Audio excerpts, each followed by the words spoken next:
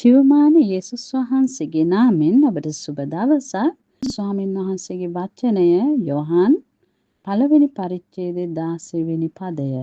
කුමක්කෙයින්ද උන්වහන්සේගේ පූර්ණ කමෙන් අපි සියල්ලෝම අනුග්‍රහය ලබමුව. ඔබ මම ලබන්ට නොවටිනා වූ දෙයක් ලබන්න උන්වහන්සේගේ අනුග්‍රහය උන්වහන්සේගේ කරුණාව ඔබට මට දීලා තියෙනවා. ඒ ගැලවීම අපි ලබන්න වටින්නේ නැති සෙනඟක්. නමුත් උන්වහන්සේගේ ප්‍රේමය නිසා, ඒ කරුණාව නිසා, උන්වහන්සේගේ අනුග්‍රහය ඔබට මට නොඅඩුව ලැබුණු නිසා අද අපිට උන්වහන්සේගේ දරුකම ලැබිලා උන්වහන්සේ සමග ගමන් කරන්න පුළුවන්කම ලැබිලා තිබෙනවා. ඉතින් ඔබ කල්පනා කරලා බලන්න, ඔබ ස්වාමීන් වහන්සේ පිළිගන්න කලින් ඔබ එවැනි තත්යකට එයි කියලා ඔබ හිතුවද? ඒක ඔබට දැනලා තියෙනවද? නමුත් අපිට ඒ තැනට එන්න පුළුවන් අයද අපි? ඒක ලබන්න වටින පුච්චලයන්ද අපි?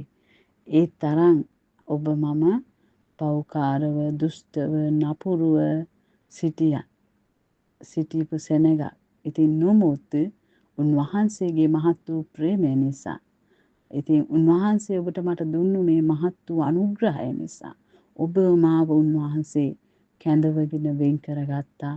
උන්වහන්සේගේ දරුවෝ හැටියට ගමන් කරන්න. ඉතින් ඔබ කල්පනා කරලා බලන්න, ඔබගේ පසුගිය ජීවිතේ රටාව තුළ, ඒ ක්‍රියාවන් තුළ මේ ජීවමාන දෙවියන් වහන්සේ, මේ ගැලුම්කාර යේසුස් වහන්සේගේ දරුවෙක් වෙන්න අපි වටින්නේ නැතුව සිටියා. නමුත් උන්වහන්සේ ඔබව මාව ඒකට කැඳවගත්තා, තෝරගත්තා. ඒ උන්වහන්සේගේ කරුණාව, උන්වහන්සේගේ අනුග්‍රහය නිසායි. ඉතින් ඔබ නිතර උන්වහන්සේ ඔබට දුන්නු ඒ අනුග්‍රහය, කරුණාව ගැන ඔබ සිහි කරන්න, ඔබ ස්වාමීන් වහන්සේට ස්තුති කරන්න. මන්ද උන්වහන්සේ සියල්ලෙන් පූර්ණ වූ, සියල්ලේ සම්පූර්ණ වූ දෙවියන් වහන්සේ. ඒ දෙවියන් වහන්සේට විතරයි ඔබට මට මේ අනුග්‍රහය දීලා, ලබන්ට නොවටිනා වූ දේ දීලා, ඒ තුලට ඇතුල් කරන්න පුළුවන් එකම දෙවියන් වහන්සේ ජීවමාන ඔබගේ මැවුම්කාර දෙවියන් වහන්සේ පමණයි. ඉතින් ඔබ මේ ගැන සිතමින් නිතර උන්වහන්සේට ස්තුති දෙමින් උන්වහන්සේ සමග ගමන් කරන්න, ශක්තිමත් වෙන්න. ඔබට ජේසු පීඨයි. සුබ දවස.